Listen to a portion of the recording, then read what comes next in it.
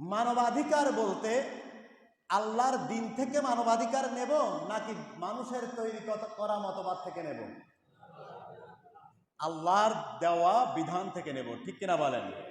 আচ্ছা, আল্লাহ রাব্বুল আলামিন যেই নবী দিয়ে মানবাধিকার প্রতিষ্ঠা করেছেন তার কাছ থেকে মানবাধিকার নেব নাকি মানুষের তৈরি করা কোনো নেতার দর্শন নেব? বলেন। নবীর কাছ থেকে, ঠিক কিনা বলেন? আমরা কার কাছ থেকে নেব? নবীর কাছ থেকে নেব।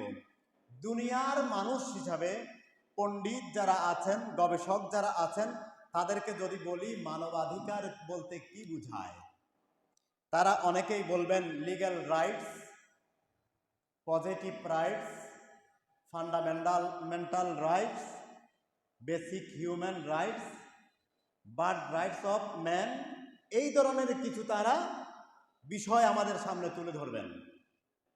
কিন্তু মুসলমান হিসাবে আমাদের বুঝতে হবে এই যে তারা যে সংজ্ঞাগুলো দিচ্ছে এই সংজ্ঞাগুলো 1948 সালে ম্যাগনা কার্টা থেকে, ঠিক কিনা বলেন? 30টি ধারায় সম্বলিত যে মানবাধিকার ঘোষণাপত্র দেওয়া হয়েছিল সেখানে এইভাবে সেগুলোকে ব্যাখ্যা করা হয়েছিল। কিন্তু মুসলমানদের মানবাধিকার প্রতিষ্ঠা হয়েছে আজ থেকে 1500 বছর আগে মদিনার রাষ্ট্র থেকে, ঠিক কিনা বলেন? কিন্তু আমরা মুসলমান হওয়ার পরেও আমার নবীজির দেখানো সেই মানবাধিকার চর্চা আমাদের ভেতরে নাই। সেই মদিনার সংবিধান, মদিনার যে কনস্টিটিউশন, সেখানে কি বলা হয়েছিল, মদিনার সনদ আমাদেরকে কি উপহার দেওয়া হয়েছিল আমরা জানি না বিধায় এক ভাই আরেক ভাইয়ের বিরুদ্ধে কাজ করে, ঠিক কিনা বলেন? যদি আমরা জানি তাহলে আমাদের খেয়াল রাখতে হবে মানবাধিকার বলতে, আমি যেহেতু সময় কম এই কারণে একেবারে সংক্ষেপে বলি, মানবাধিকার বলতে 1 নম্বর যেই বিষয়টাকে বোঝানো হয় সেটা হলো জীবনের নিরাপত্তা। কিসের নিরাপত্তা? কিসের নিরাপত্তা? জীবনের নিরাপত্তা। আপনার কাছে আপনার জীবন যতটা দামি আপনি মনে করতে হবে আমার জীবন ততটা দামি। আমার জীবন কে দিয়েছেন? আপনার জীবন কে দিয়েছেন? সুতরাং আল্লাহর দেওয়া জীবনকে আরেকজন নাশ করবে এই রকম কোনো অধিকার কাউকে দেওয়া হয় নাই। যদি কারো দ্বারা, কারো হাত দ্বারা, কারো জবান দ্বারা যদি কারো ক্ষতি হয় তাহলে সঙ্গে সঙ্গে সে হবে জাহান্নামী। সে হবে কি? জাহান্নামী। আরো সংক্ষেপ করে ফেলতেছি। 2 নম্বরে আমাদের যে বিষয়টা মনে রাখতে হবে সেটা হতে হবে সম্পদের নিরাপত্তা, ঠিক কিনা বলেন? এখন ক্ষমতায় কেউ এসেছি কেউ চলে গেছি এইরকম হিসাব নিকাশ করে আমি হাট দখল করছি, বাজার দখল করছি, ওর জায়গা দখল করছি, খুব আনন্দের সাথে বিভিন্ন দখলবাজিতে আমরা সবাই লিপ্ত হয়ে যাচ্ছি, ঠিক কিনা বলেন? এটা কি আমি সম্পদের নিরাপত্তা আমার দ্বারা হলো? আমি যার কাছ থেকে চাঁদা নিচ্ছি কে অধিকার দিয়েছে আমাকে চাঁদা নেওয়ার? আমাকে চাঁদা নেওয়ার কে অধিকার দিয়েছে? সুতরাং সম্পদের নিরাপত্তা যেটা, সেটা খর্ব হওয়ার কারণে, সেটা আমার দ্বারা নষ্ট হওয়ার কারণে, আমার দ্বারা সেখানে আঘাত হওয়ার কারণে আমার ঠিকানা হবে জাহান্নাম। 3 নম্বরে আমাদের খেয়াল রাখতে হবে সম্মানের নিরাপত্তা। কিসের নিরাপত্তা? আমাদের চিন্তা চেতনা এমন হয়ে গেছে যে মনে করে থাকি আমি যেটা বুঝি এটাই চূড়ান্ত, ঠিক কিনা বলেন? অন্যের কোনো কথার দাম আমরা দিতে চাই না, ঠিক কিনা বলেন? কিন্তু এটাও তো হতে পারে আপনি যেটা বুঝেন তারপরেও আরো সত্য আছে, ঠিক না? টেবিল ঘুরিয়ে দিলে যে 2 দিক থেকে সত্য হতে পারে এই কথা আমরা অনেকেই বুঝি না। এই কারণে আমারটাই মানতে হবে, আমারটাই অনুসরণ করতে হবে, এটার বাইরে আর কোনো সত্য নাই। এই কারণে একজনের মাথায় আরেকজনের বাড়ি দিই, ঠিক কিনা বলেন? আপনার হিংসা বিদ্বেষ চোখ দিয়ে প্রকাশ পায়। চোখ দিয়ে যদিও হিংসা প্রকাশ পায়, মানুষের মনের আয়না কিন্তু চোখ, ঠিক কিনা বলেন? মনের জানালা চোখ। চোখের দিকে তাকালে বোঝা যায় ওই মানুষ আমাকে কোন চোখে দেখছে, ঠিক কিনা বলেন?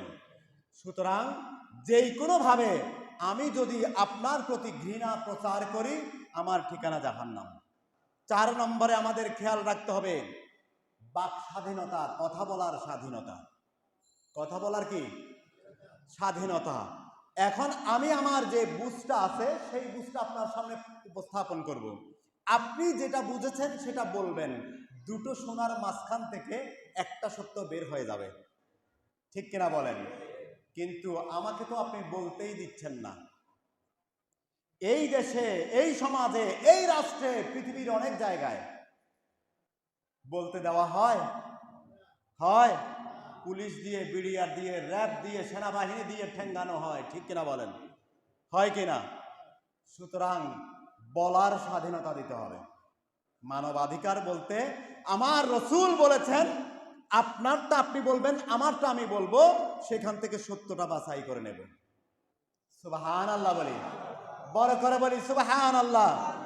আবার আরেকটা বিষয় আমার খেয়াল রাখতে হবে, খেয়াল রাখতে হবে, ডক্টর ইউনূস আর মোদি এক জিনিস না, ঠিক কিনা বলেন? বলতে গিয়ে আপনি কি বলছেন, নিজের দেশের বিরুদ্ধে আপনি কুঠার আঘাত করতেছেন, এটাও সচেতন থাকতে হবে। এটা কি থাকতে হবে? মোদি হলো চায়ের দোকান থেকে চাওয়ালা, ডক্টর ইউনূস হলো বিশ্ববিদ্যালয় থেকে, এবং সারা পৃথিবীর শ্রেষ্ঠ উপহার যেটা, পুরস্কার যেটা, নোবেল প্রাপ্ত মানুষ। সুতরাং আপনি মোদি আর আমাদের ইউনূস আকাশ আর পাতালে পার্থক্য, ঠিক কিনা বলেন? সুতরাং ভারত থেকে যা বলবে তাই আমাকে বিশ্বাস করতে হবে। ওরা আমাদেরকে মানবাধিকার শিখায়, নাউজুবিল্লাহ বলি। মানবাধিকার আমরা ১৫০০ বছর আগে আমার নবীর কাছ থেকে পেয়েছি। সুতরাং আমাদেরকে মানবাধিকার শিখাতে হবে না। সেখানকার কলকাতার সেই নারী, সে বলতেছে আমরা কি, আমাদের বিরুদ্ধে এই চক্রান্ত হচ্ছে, সেই চক্রান্ত হচ্ছে, হিন্দুদেরকে মেরে বাংলাদেশে কবরে ঢুকাই ফেলানো হচ্ছে, মিথ্যা কথা বলে জাতিসংঘের কাছে সেনাবাহিনী তলব করেছে। বাংলাদেশের বিরুদ্ধে জাতিসংঘের কাছে সেনাবাহিনী চেয়েছে বাংলাদেশে সেনা পাঠানোর জন্য। বাংলাদেশে কোন জায়গায় কাকে মেরে হিন্দুকে মারা হচ্ছে আপনি দেখান। এইভাবে আমাদের প্রতিবেশী রাষ্ট্র ভারত প্রতি মুহূর্ত মানবাধিকার লঙ্ঘন করছে, ঠিক কিনা বলেন? সুতরাং মুসলমান হিসাবে আমাদের খেয়াল রাখতে হবে, মানবাধিকার তোমার মোদির কাছ থেকে শিখতে হবে না। মানবাধিকার আমরা পবিত্র কুরআন থেকে পেয়েছি, সারা পৃথিবীর জন্য দেওয়া হয়েছে, আমার রসুলকে সারা পৃথিবীর জন্য পাঠানো হয়েছে। শুধু পৃথিবীর মানুষের জন্য পাঠানো হয়েছে তা না, জিন থেকে শুরু করে সমস্ত জগৎ যা সৃষ্টি আছে, 18,000 মখলুকাত, চন্দ্র সূর্যের জন্য আমার রসুল রাহমাতুল লিল আলামিন। মানবাধিকার বলতে এক কথায় যদি আমি আপনাদেরকে বলি, বিনা পয়সায়, একেবারে বিনা পয়সায়, বিনা যোগ্যতায়, কি যোগ্যতায়? বিনা যোগ্যতায়, শুধুমাত্র মানুষ হিসেবে জন্মগ্রহণ করার কারণে যেই অধিকার তাকে দিতেই হবে, তাকে বলে মানবাধিকার। সুবহানাল্লাহ বলি। আপনার মুখে যা আসবে তা বলার নাম বাক স্বাধীনতা নয়। আপনার মুখে যা আসবে তা বলে সমাজে বিশৃঙ্খলা তৈরি করার নাম বাক স্বাধীনতা নয়। কথা বলার স্বাধীনতা মানবাধিকার, কিন্তু ওইটা নয় আপনি সত্যটাকে মিথ্যা করে প্রপাগান্ডা চালাবেন, এর নাম মানবাধিকার নয়। 50 বছরে এই দেশটাকে শোষণ করেছে, হঠাৎ করে কিছু একটা হয়ে গেছে, এই কারণে ধৈর্য ধরারও সুযোগ নাই। আরে তুমি অপেক্ষা করে দেখো, আমরা তোমাকে কি সম্মান দিচ্ছি, আর ওই সম্মানও আমরা দিতে চাই না যে তুমি দাদা হয়ে বসে থাকবে, আমাকে তুমি যখন তখন কান ধরে টানবে, এই সুযোগ আমরা দিতে চাই না। 5 নম্বরে চিন্তার স্বাধীনতা, 6 নম্বরে যেটা মানবাধিকার লিগ্যাল রাইটসের ভেতরে যেটা রয়েছে সেটা হলো সংগঠন করার স্বাধীনতা। কি দিতে হবে? কি দিতে হবে? আপনি একটা দল করতে পারবেন, আমি একটা দল করতে পারবো, কেউ কাউকে আঘাত করা যাবে না। কিন্তু বাংলাদেশে মানবাধিকার এমনভাবে লঙ্ঘিত হয়, এই দেশের ইতিহাসে আপনারা সবার চোখের সামনে জানা, কিভাবে পুলিশ দিয়ে পিটানো হয়, কিভাবে। এক মা বলেছে, গত 2-3 দিন আগের একটা সাক্ষাৎকার দেখলাম, এক মা বলেছে আমার ছেলেটাকে একটা গুলি করার পরে, সে তো মরেই যেত, সে কি মরেই যেত। বুকে যদি একটা গুলি লাগে মানুষটা মরবে না? আমার ছেলে একটা গুলি লাগার পরে সে তো মরে যেত, পুলিশ কেন তাকে 9টা গুলি করলো?